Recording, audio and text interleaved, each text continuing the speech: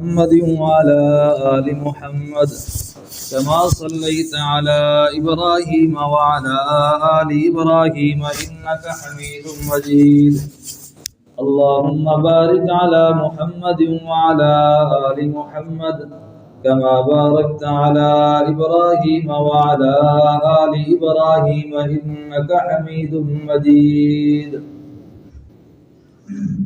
اور جب ہم نے کہا فرشتوں سے اسجدوا سجدہ کرو لآدم آدم کے لیے، فسجدوا سب نے سجدہ کیا، الا ابلیس مگر ابلیس نے سجدہ نہ کیا، ابا اس نے سجدے سے انکار کیا، واستکبر اور اس نے تکبر کیا، وکان من الکافرین اور ہو گیا کافروں میں سے۔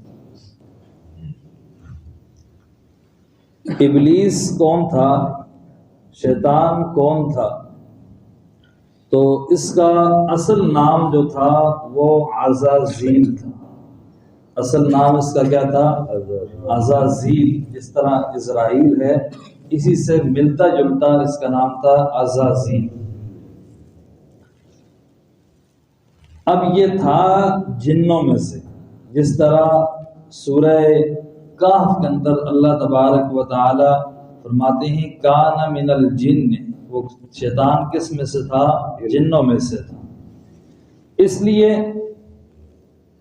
کہ یہ فرشتوں میں سے نہیں ہو سکتا۔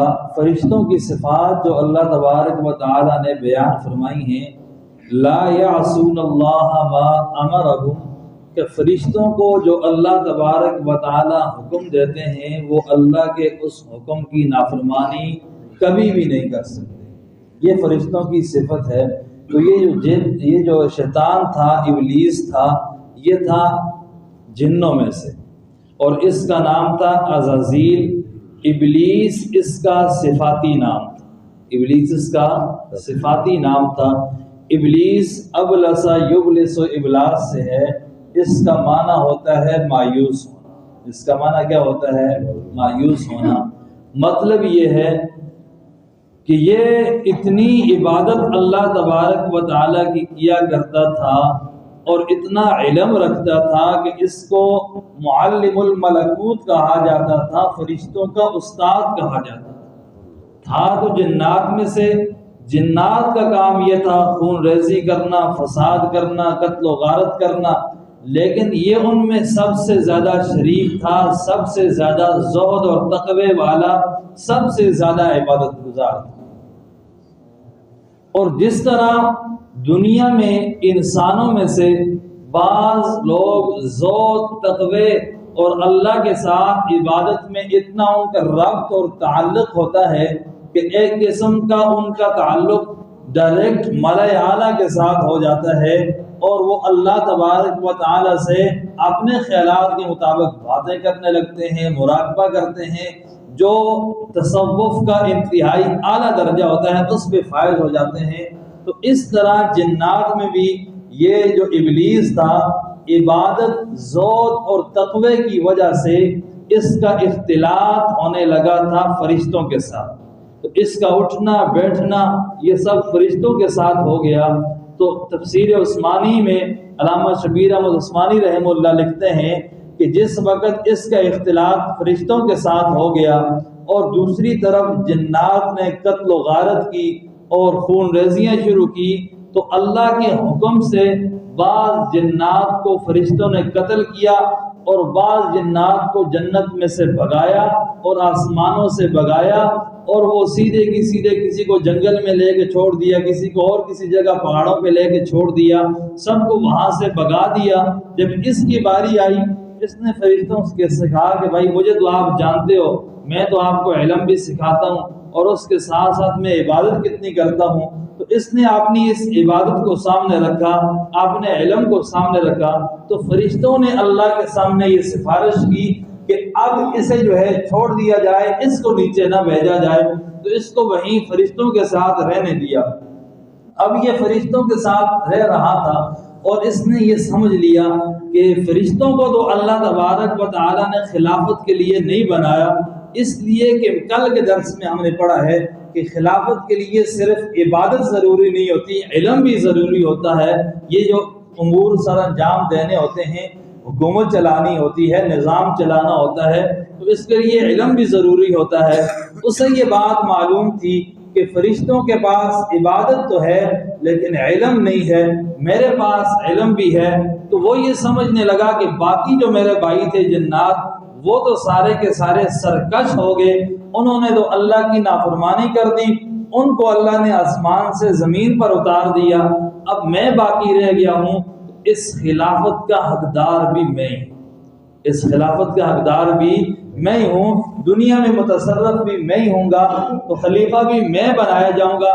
اس امید پر وہ وہاں زندگی گزار رہا تھا کہ اللہ تبارک و تعالی نے حضرت آدم کی تخلیق کر دی، حضرت آدم علیہ السلام کو پیدا کر دیا اور کہا کہ یہ ہے میرا خلیفہ، اس کو میں دنیا میں کیا بناؤں گا، نائب بناؤں گا، اور یہ دنیا میں جا کر خلافت کے امور سر انجام دے گا۔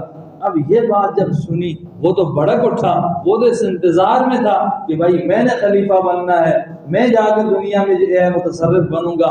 اب آدم خلیفہ بن گیا تو میرا سارا کا سارا کام کیا ہو گیا، ختم ہو گیا۔ اب اسے اس خلافت سے کیا ہوئی، مایوسی ہوئی، خلافت سے کیا ہوئی، مایوسی ہوئی، اور اس مایوسی کی بنیاد پر اس کا نام ابلیس رکھا گیا۔ اس مایوسی کی بنیاد پر اس کا نام کیا رکھا گیا، ابلیس رکھا گیا۔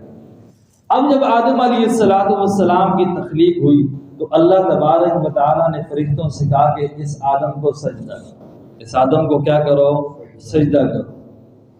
تو سب نے سجدہ کر لیا، بعد میں بتاؤں گا وہ کون سا سجدہ تھا۔ سب نے سجدہ کر لیا تو اس نے انکار کیا، اس نے کیا کیا، انکار کیا۔ اب کوئی یہ کہے کہ یہ حکم تو کس کو تھا، فرشتوں کو تھا سجدے کا، اس کو تو حکم ہی نہیں تھا۔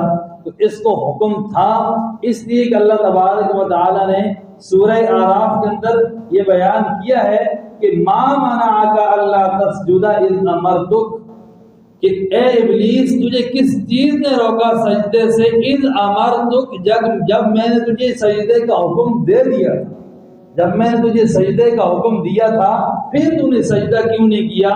تو اس آیت سے یہ پتہ چلتا ہے کہ اللہ نے ابلیس کو بھی سجدے کا کیا تھا، حکم دیا تھا، اور دوسرا وہ فرشتوں میں رہتا ہے، جو فرشتوں کے لیے حکم اس کے لیے بھی وہی حکم۔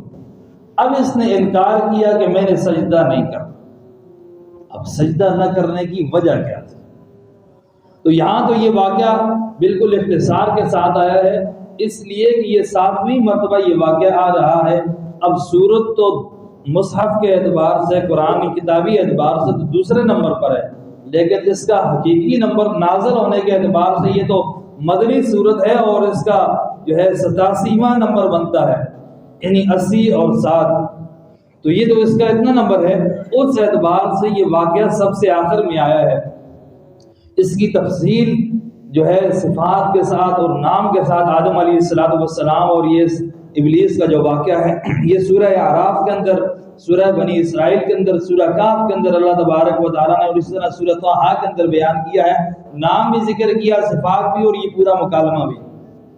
اور سورہ صاد کے اندر اور سورہ حجر کے اندر اللہ تبارک و تعالیٰ نے نام نہیں لیا لیکن صفات ذکر کی ہیں، اور اسی طرح سورہ یاسین ہے، سورہ مریم ہے، سورہ مائدہ ہے، اور سورہ آل عمران ہے، اس میں اللہ تبارک و تعالیٰ نے یہ واقعہ ضمنی طور پر ذکر کیا، صرف نام لیا ہے۔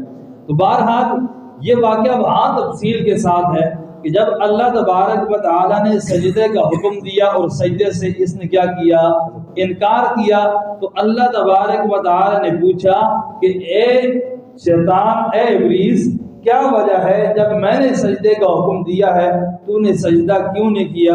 تو ابلیس نے کہا میں نے سجدہ اس لیے نہیں کیا کہ خلقتنی من نار، کہ اے اللہ تو نے مجھے کس سے پیدا کیا ہے؟ آگ سے پیدا کیا ہے، اور اس آدم کو کس سے پیدا کیا ہے؟ من طین، مٹی سے پیدا کیا ہے۔ مٹی کی صفت یہ ہے کہ وہ نیچے کی طرف جاتی ہے، اوپر نہیں جاتی، اور آگ کی صفت یہ ہے کہ وہ کس کی طرف جاتی ہے؟ اوپر کی طرف جاتی ہے۔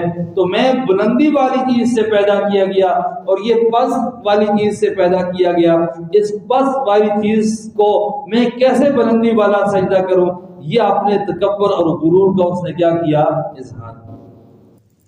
اب یہاں بعض حضرات نے یہ لکھا ہے کہ اس ابلیس نے، شیطان نے ایک سجدے کا کیا کیا تھا، انکار کیا یا ایک سجدہ نہ کیا، اس کی وجہ سے اللہ نے اسے ہمیشہ کے لیے کیا کر دیا، گمراہ کر دیا، رائندہ درگاہ کر دیا۔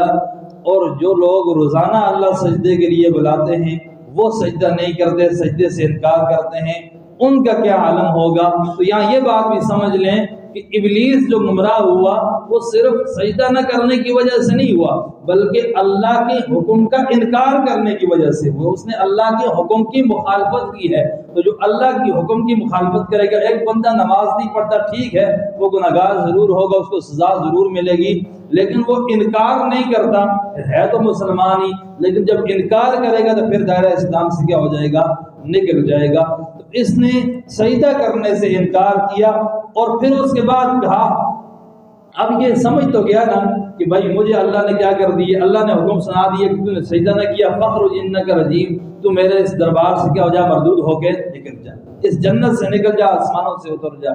اب یہ دوبارہ آسمانوں پہ نہیں جا سکتا، آسمان تک جا سکتا ہے، آسمانوں پہ نہیں جا سکتا۔ اب سوال پیدا ہوتا ہے، آسمان پہ نہیں جا سکتا، اس نے حضرت آدم علیہ السلام کو ورغلایا کس طرح؟ تو یہاں پہ اسرائیلی روایات شروع ہو جائے گی۔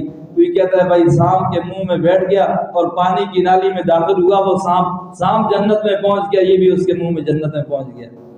اب یار یہ اللہ کے سیکورٹی والے انتظامات اتنے کمزور نہیں ہیں کہ کوئی سانپ کے منہ میں بیٹھ، یہ ساری اسرائیلی باتیں۔ ہوا یہ کہ اللہ تبارک و تعالیٰ سے اس نے التجا کی، اے اللہ تو نے مجھے گمراہ کر دیا ہے، اب قیامت تک مجھے یہ مہلت دے دے کہ میں تیرے بندے کو گمراہ کروں، اور کہا اوپر سے بھی، نیچے سے بھی، دائیں سے بائیں سے، ہر جانب سے میں اسے گمراہ کروں۔ اور حدیث کے اندر اللہ تبارک و تعالیٰ کے پیارے حبیب جناب نبی کریم صلی اللہ علیہ وسلم فرماتے ہیں کہ شیطان انسان کی رگوں کے اندر ایسے دوڑتا ہے جس طرح انسان کا خون اس کی رگوں کے اندر دوڑتا ہے۔ اور اس شیطان کو اللہ تبارک و تعالیٰ نے جب اس نے مانگا، اللہ نے اس کو وسوسہ اور گمراہ کرنے کی اتنی طاقت ڈالی کہ یہ دور سے کھڑے ہو کر بھی انسان کے دل میں کیا کرتا ہے، وسوسہ ڈال سکتا ہے۔ یہ آسمانوں سے اوپر تو نہیں جا سکتا تھا، لیکن آسمان تک جا سکتا تھا۔ وہاں سے جا کر اس نے آدم علیہ السلام کے دل کے اندر کیا کیا، وسوسہ ڈالا۔ اب جب یہ سجدہ کیا تو یہ سجدہ کون سا تھا، یہ سجدہ کون سا تھا؟ تین قول ہیں۔ ایک یہ اس کو سجود انحنا کہتے ہیں، سجود انحنا، تھوڑا سا جھکنا، تھوڑا سا جھکنا، جس طرح سلوٹ ہوتا ہے بعض کا، تھوڑا سا جھکنا، یہ بس جھکنا تھا، حقیقی زمین والا سجدہ نہیں تھا۔ اور دوسرا یہ کہ یہ تعظیم کا سجدہ تھا۔ یہ کون سا سجدہ تھا؟ تعظیم کا سجدہ تھا۔ اور تعظیم کا سجدہ، ادب و احترام کا سجدہ، یہ پہلی شریعتوں کے اندر جائز تھا۔ امت محمدیہ صلی اللہ علیہ وسلم کی شریعت کے اندر یہ جائز نہیں، یہ کیا ہے، حرام۔ اور تیسرا قول کہ یہ سجدہ سجدہ عبادت تھا۔ یہ سجدہ کیا تھا؟ سجدہ عبادت۔ جس طرح ہم نماز میں سجدہ کرتے ہیں اسی طرح یہ بھی سجدہ تھا، لیکن آدم علیہ السلام کو نہیں تھا، اللہ کو سجدہ تھا۔ تو یہاں آدم سے مراد ہوگا الہ آدم، یعنی آدم کو بطور قبلہ کے سامنے رکھا گیا۔ آدم فرشتوں کے لیے بطور رخ اور بطور قبلہ کے تھے۔ اب ہم جو سجدے کرتے ہیں، ہم کس کو سجدہ کرتے ہیں؟ اللہ کو سجدہ کرتے ہیں۔ رخ کس طرف ہوتا ہے؟ کعبہ کی طرف ہوتا ہے نا۔ ہمارا رخ اور قبلہ تو کعبہ ہے، لیکن ہم سجدہ کعبہ کو نہیں کرتے، رب کعبہ۔ اسی طرح آدم علیہ السلام کو بطور رخ اور بطور قبلہ رکھا گیا، اور یہ سجدہ در حقیقت کس کو تھا؟ اللہ کو تھا۔ تو سجدہ عبادت تمام شریعتوں کے اندر اللہ کے علاوہ کے لیے حرام تھا۔ سجدہ تعظیمی ان درباز پہلی شریعتوں کے اندر کیا تھا؟ جائز تھا۔ لیکن اس شریعت کے اندر سجدہ تعظیمی تو دور کی بات، یہ تھوڑا تھوڑا جھکنا ہوتا ہے، یہ بھی ناجائز۔ یہ جو ہم سلام کرتے ہیں بعض اوقات کیا کرتے ہیں، جھک جاتے ہیں، یہ بھی ناجائز ہے۔ ہمارے استاد محترم مولانا محمد نعمان صاحب وہ فرمایا کرتے تھے کہ بعض حضرات کو میں نے دیکھا ہے، ان یہ ہم نے ان پہ اعتراض کیا تھا کہ جب آپ حضرت سے ملتے ہیں تو آپ ایسے اکڑ کے ملتے ہیں، استاد یہ کیا مسئلہ ہے؟ تو انہوں نے کہا یہ جو بعض اوقات بہت نیچے ہو کے ملتے ہیں نا، یہ اندر سے کچھ اور کہہ رہے ہیں، یہ اندر سے کچھ اور کہہ رہے ہوتے ہیں، جن کا دل صاف ہو وہ سیدھے ملتے ہیں۔ اب اصل بات تو کیا ہے، دل کا صاف ہونا ہے، آزاد جیسے بھی ہوں تو یہ نیچے جھکنا نہیں چاہیے، کسی بھی کو، کسی مولوی کو، کسی پیر کو، کسی بڑے کو، والد کو جھکنا نہیں چاہیے، سیدھے ہو کے سلام کرنا چاہیے۔ عزت تعظیم کس میں ہے؟ احترام وہ دل میں ہونا چاہیے۔ ضروری نہیں ہے کہ بھائی سر نیچے کیا تو تب یہ مؤدب کہلائے گا، سر اوپر کر کے ملا تو بے ادب کہلائے گا، یہ نہیں ہے بھائی، جھکنا نہیں ہے، یہ جھکنا، یہ تعظیم، یہ ساری شریعت میں کیا ہے؟ حرام۔ وَإِذْ قُلْنَا، اور جب ہم نے کہا لِلْمَلَائِكَةِ فرشتوں کے لیے، اسجدوا سجدہ کرو، لِآدَمَ آدم علیہ السلام کو، اِلَىٰ آدم یہ آدم علیہ السلام کی طرف، وَسَجَدُوا سب نے سجدہ کیا، إِلَّا إِبْلِيسَ مگر ابلیس نے سجدہ نہ کیا، ابا اس نے انکار کیا، وَاسْتَكْبَرَ اور استکبار کیا۔ ایک ہوتا ہے تکبر اور ایک ہوتا ہے استکبار۔ استکبار کا مطلب یہ ہے بڑائی طلب کرنا، بڑائی چاہنا۔ بندہ بڑائی کے قابل تو نہیں ہے لیکن کیا کرتا ہے؟ بڑائی چاہتا ہے۔ اور تکبر یہ ہے کہ بڑائی کے قابل ہے۔ تو اللہ کے لیے جو لفظ قرآن میں استعمال ہوا وہ متکبر کا لفظ استعمال ہوا۔ اللہ ہے ہی بڑائی والا، یہ بڑائی کی شان ہے ہی اللہ کے لیے، اور شیطان کے لیے استعمال ہوا استکبرا، یہ ہے تو بڑائی کے قابل نہیں لیکن بڑائی چاہنے کی کوشش کر رہا ہے۔ وَكَانَ مِنَ الْكَافِرِينَ، یا تو یہ تھا ہی پہلے کافروں میں سے، یا یہ کہ اللہ کے کان اب ہو گیا کافروں میں سے، پہلے تھا کافروں میں سے یعنی اللہ کے علم کے مطابق، اللہ کے علم کے مطابق یہ کافروں میں سے تھا، یہ سرکشوں میں سے تھا۔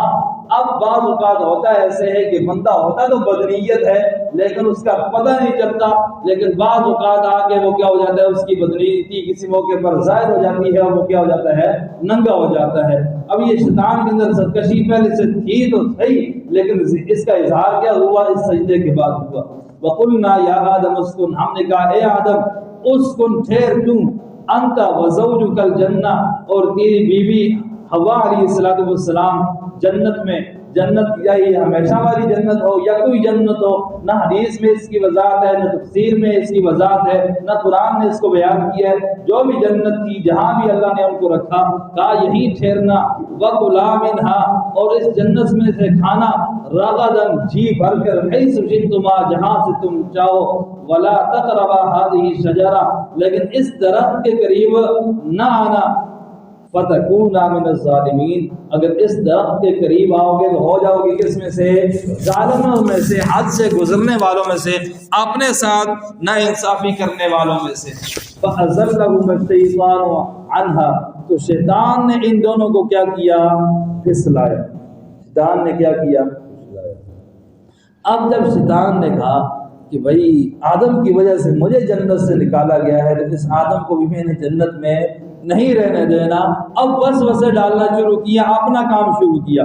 فَأَزَلَّهُمَا الشَّيْطَانُ عَنْهَا شیطان نے ان دونوں کو پھسلایا، فَأَخْرَجَهُمَا مِمَّا كَانَا فِيهِ اور جس جنت میں وہ رہتے تھے اس جنت سے انہیں کیا کر دیا؟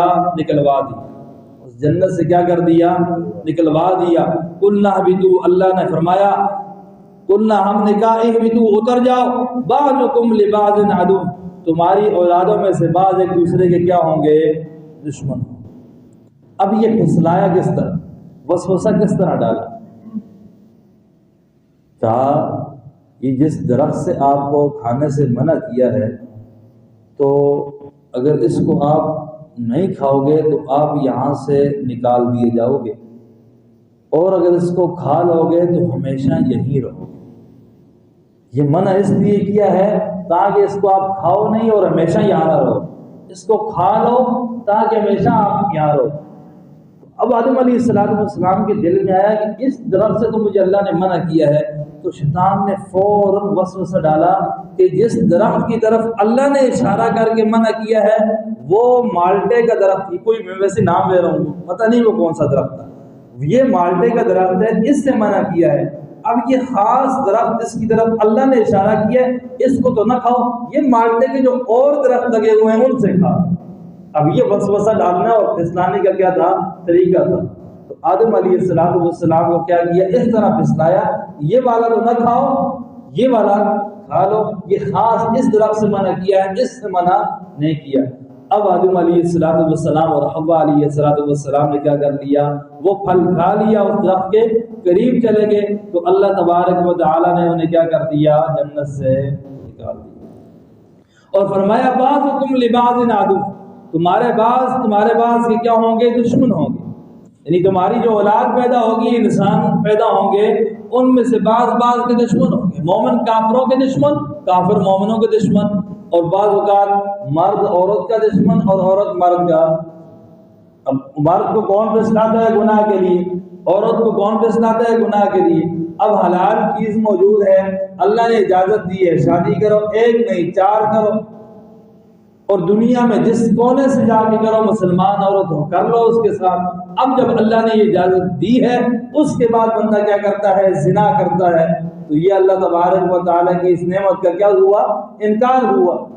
تو اب یہ زنا کرتا کیوں ہے؟ یا تو اپنی خواہش کے پورا کرنے کے لیے، یا عورت اس کو گمراہ کرتی ہے، عورت کو گمراہ کرتا ہے مرد کو گمراہ کرتی ہے عورت، تو عورت مرد کے لیے دشمن اور مرد عورت کے لیے دشمن۔ ٹھیک ہے، اب یہ ہیں تو دونوں آدم علیہ السلام کی اولاد، لیکن ایک دوسرے کے لیے کیا بن گئے؟ دشمن بن گئے۔ وَلَكُمْ فِي الْأَرْضِ مُسْتَقَرٌّ، اور تمہارے لیے زمین کے اندر ٹھکانہ ہے، ہمیشہ کے لیے ہے یہ ٹھکانہ نہیں۔ وَمَتَاعٌ إِلَىٰ حِينٍ، یہ سامان ہے ایک وقت تک، یہ سامان کیا ہے؟ ایک وقت تک ہے، پھر موت آ جانی ہے، دوبارہ جنت میں آ جانا ہے۔ فَتَلَقَّىٰ آدَمُ مِن رَّبِّهِ كَلِمَاتٍ، اب یہاں ایک بات سمجھیں، انبیاء علیہ السلام معصوم، انبیاء علیہ السلام کیا ہیں؟ ان سے گناہ سرزد نہیں ہو سکتا، ان سے گناہ سرزد نہیں ہو سکتا۔ ایک ہوتی ہے نافرمانی اور ایک ہوتی ہے لغزش، ایک ہوتی ہے نافرمانی اور ایک ہوتی ہے لغزش۔ نافرمانی کہتے ہیں کہ بندے کو پتہ ہے کہ اللہ تبارک و تعالی نے اس کام کرنے سے منع کیا ہے، اور اس میں بندے کی نیت بھی شامل ہو کہ اب میں نے اللہ کے اس حکم کو توڑنا ہے، اللہ کے اس حکم کی خلاف ورزی کرنی ہے، یہ ہوئی نافرمانی۔ اور ایک ہوتی ہے لغزش، کہ بندے کو سمجھ ہی رہا ہے، اب جس طرح بندہ چل رہا ہوتا ہے، اس کی پوری کوشش ہوتی ہے کہ اس کیچڑ سے میں بچ کے گزروں۔ یہ آپ کی طرف تو اتنا نہیں ہوگا، ہمارے علاقے میں پھسلن زیادہ ہوتی ہے، وہاں ایک مٹی کی قسم ہوتی ہے جس کو ہم اپنی زبان میں لس کہتے ہیں، جس کے ساتھ یہ دیواروں کو جو ہے وہ جس طرح ہم چونا کرتے ہیں نا، اس طرح ہمارے یہاں وہ جو کچے کوٹھے ہوں، مکانات ہوں، ان کو لیپنا کہتے ہیں، بہرحال آپ جو بھی کہیں، بہرحال ہم وہ ایک مٹی ہوتی ہے، اس مٹی میں اگر پاؤں آپ کا آ جائے نا تو آپ ڈائریکٹ گر جائیں، وہ بالکل پھسلن، جس طرح آپ کوئی پھسلنے والی چیز، کبھی ہمارے فرشوں پہ پانی وغیرہ پڑا ہو اور درمیان میں سرف ہو، صابن لگا ہو، تو فوراً بندہ کیا ہو جاتا ہے؟ گر جاتا ہے۔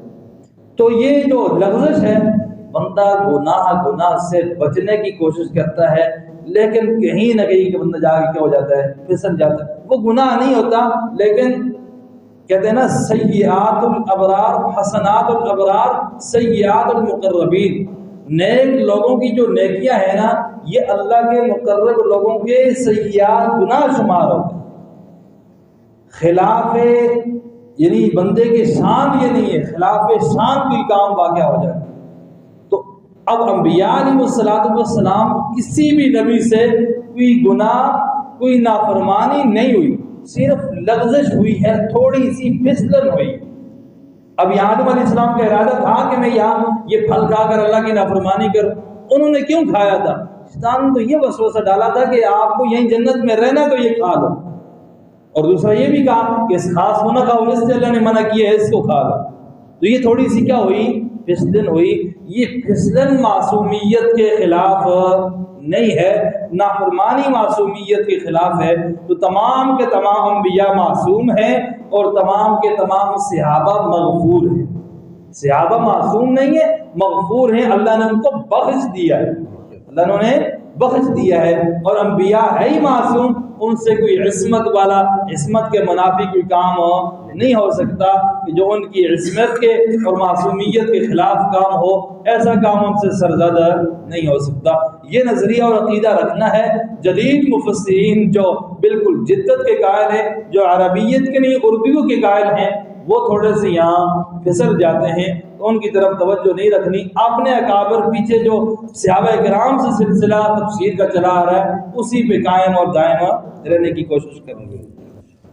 فَتَلَقَّى آدَمُ مِن رَّبِّهِ كَلِمَاتٍ، اب جب دنیا کے اندر آدم علیہ السلام اور حوا علیہ السلام تشریف لائے تو اس وقت اب احساس تو ہو گیا کہ ہم سے کچھ نہ کچھ غلطی ہو گئی ہے، تو اب اللہ سے معافیاں مانگنی شروع کر دی، لیکن توبہ کا طریقہ پتہ نہیں تھا، تو اللہ کی جانب سے چند کلمات کا کیا ہوا؟ القاء، چند کلمات کا کیا ہوا؟